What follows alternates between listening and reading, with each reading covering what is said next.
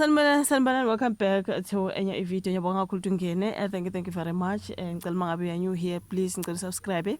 Like video, share video as well. Okay, bengithi ngize ne-update ye izolo bengenza ivideo ngoJubJub njengobeka trend akuthiwa ke uboshiwe and bebekhulume nokuthi uzovela enkantolo ngomsombuluko kubesha namhlanje of which I can see ukuthi ngathi ke udaba lwakhe lwa postpone.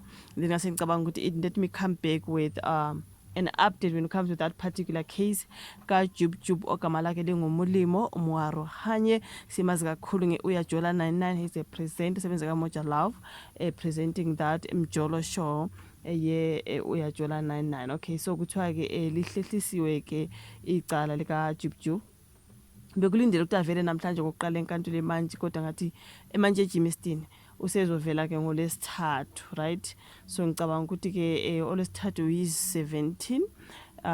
Yeah, so bhekane necala ke lokuthi athumbe ukuphazamisa ukusebenza komngalo yomthetho nokuqhumisa isibhamu okungemthetho njengoba sizwile izolo kuthiwa ke uye waxabana ne-Uber driver thizeni efike izo dropha ke umuntu wesifazane okuthiwe ke intombi yakhe masebesho emveni kwalokho ke uJubJub waphuma ke ngasendlini omhlambe was a complex or is a yard whatever they say premises. Okay, waphuma uJubJub waqala ke ukuxabana no-Uber driver kuthiwa ubemsola ngokuzwana nomuntu wakhe. Okay, yona into abayikhulumile lapha kade trend kuthiwa ke uJubJub iwasola ukuthi there is a particular suspected a relationship between his girlfriend and the Uber driver.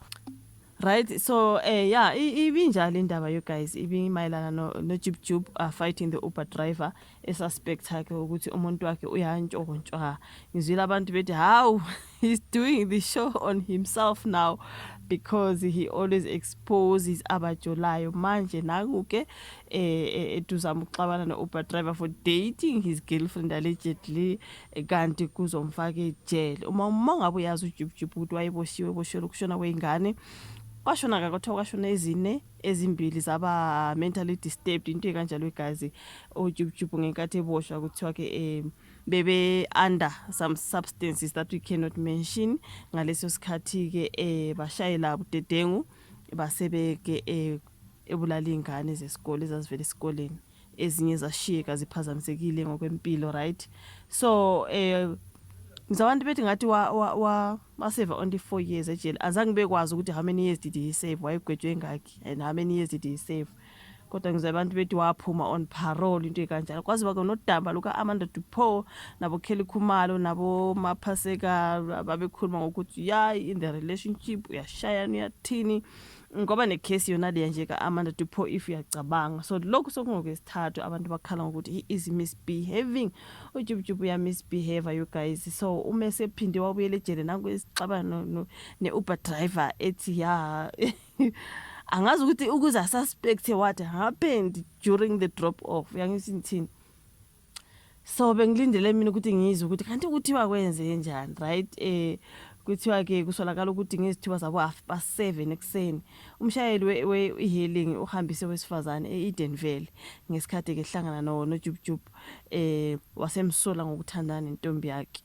Kuthiwa ke umsolo wasephoqa umshayeli we-hailing umsolwa nguJubJub umshayeli ke nguye lo we-Uber driver wasemphoqa ngenkani you guys kuthiwa wamvimbela phakathi kwemoto something like that. Uthe umphoqa ukuthi akangene emotweni yakhe wamvimba ukuthi ahambe, which is now icala le-kidnapping comes in because mangabe walela omunye umuntu ukuthi abe ne-movement or something umvalele endawo thizeni and all that awumdedeli nje uthi you're not going anywhere njengoba emvalele emotweni nje, you know what I mean, controlling i-movement yakhe kuthiwa that is i-kidnapping. Ingaba kuthiwa ke usolwa amacala wakhe akhulunywe kuthiwa i-kidnapping, defeating the ends of justice and also ukudubula ke esihlangalaleni something like that. So yeah, kuthiwa ngesikhathi kusenzeka leso sigameko kubikwa ukuthi ke umsolo ukhindo keep isibha esibhekise kumshayeli ushuthi like he was aiming ukuthi ashaye umshayeli kodwa lapha izolo bathe bekhuluma abantu ngathi udubule emoyeni mhlawumbe bezama ukudubula yena njengoba kuthiwa ke Uber driver managed to run away. Mhlawumbe wase angazi what happened. Okay, kodwa bathi ngenhlanhla umshayeli we-hailing ukwazile ukubaleka phephile you guys wasephuthuma ke kuphi estage samaphoyisa eseduzane so yikho lapha afike evula khona icala so beshilo ukuthi uzovela namhlanje enkantolo you guys akasavelanga ukuthi uzovela ke ngolesithathu liye lahlehliswa to Wednesday the 17th icala lika Jub lelo you guys so bengithi angize nalolo daba